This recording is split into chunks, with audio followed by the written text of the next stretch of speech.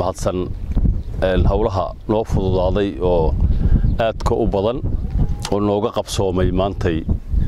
dhammaan shaqooyinkii laga hayay degmada Tangarbaharey oo sidaad arkayseenba ciidamada ADMIS Ethiopia buundadii ay gooyeen biyihii fatahaada ahaa ay intay isu xilqaameen xoogooda iyo dhaqaalahoodaba galiyeen dhiseen maaragtay la xarig jaray maanta iyadoo qurux badan u shaqaynaysa bulshada deegaankan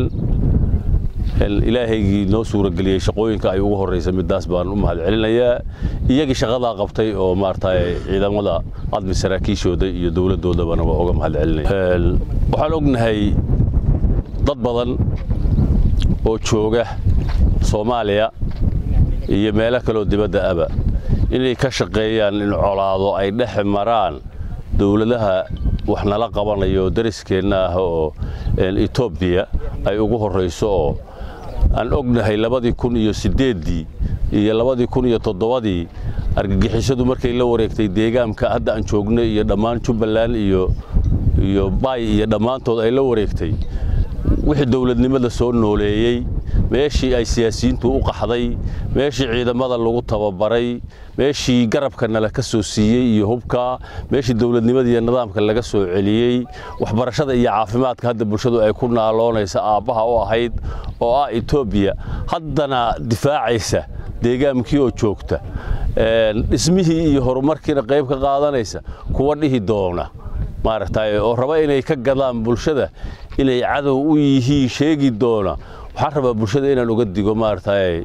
barbardhig inay u sameeyaan dhacdooyinkii aan soo marnay iyo maaragtay waxa hadda loo sheegayo kuwa raba inay ujeedooyinka xulxun ka fuliyaan oo ay curyaamiyaan oo ay colaad iyo kala goyn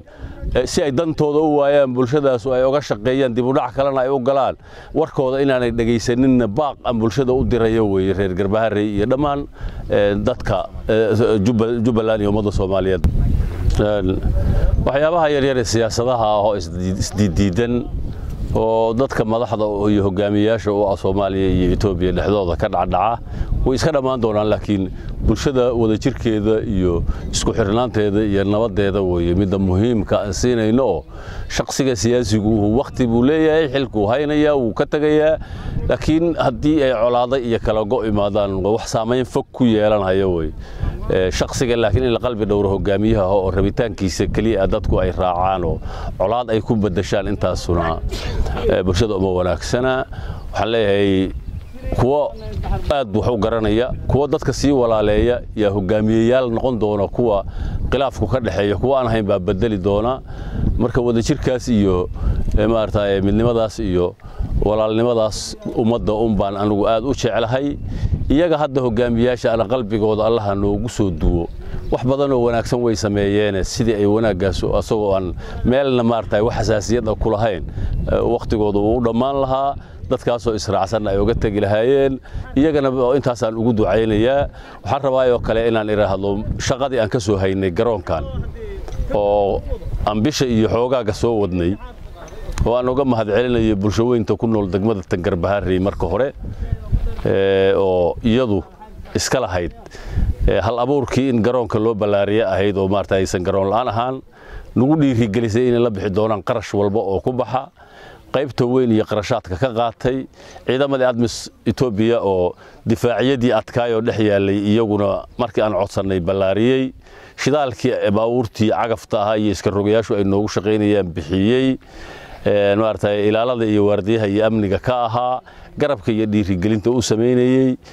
dawlad goboleedka Jubbaland oo gumaratorihii uu noo soo diray maartay xoogaa kaalmo alaftiisu dhamaantood waa wada mahad celinaya waxaan rabaa inaan iraahdo mirihii ay dhashay maanta waatanayo garoonkii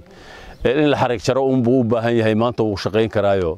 waa shaqadiisi waan sameeynay waa hagaajinay wuu idin muuqdaa kaamiradaad ka daawan doontaan innagana waa naga maqlaysaan hadalka aan soo jeedinayno waxaan leeyahay marka dawlad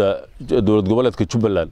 bulshadana waa ugu bishaareynaya in maartay aan ogana mahad celiyo shaqadoodii garoonkiina inaan u sameeynay aan ugu bishaareeyana bulshadaan u sheegaya ciidamada ADMISna waa uga mahad celinaya garabkoodii dawlad goboleedka Jubbalandna waxaan u sheegayaa in si dhaqso ah loogu yimaado garoonkaasoo maaragtay madax baa naloo yahay waa la kala sareeyaa wasaaradihii gaadiidka iyo madaxweynihii iyo dhammaan baa jirta maaragtay madaxdii laga sareysay garoonka inaan ka shaqeynay in nala ka eego loo yimaado dadkii u dhawaan ugu hawlgalo u dhibana qarashka oo la baxay waqtiga dheer sugayay iyagana intaas aan baaq ugu dirayaa. Assalaamu calaykum waraxmatullaahi wabarakaatuh.